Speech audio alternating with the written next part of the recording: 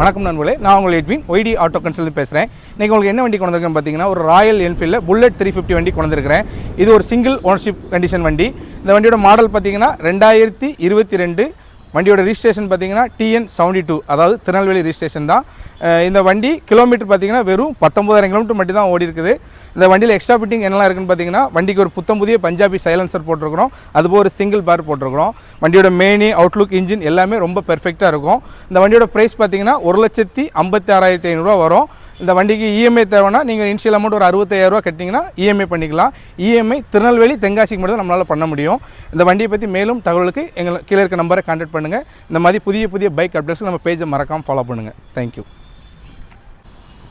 இந்த வண்டியோட engine sound start பண்ணி காமிக்கிறேன், எப்படி இருக்குன்னு பாருங்கள்.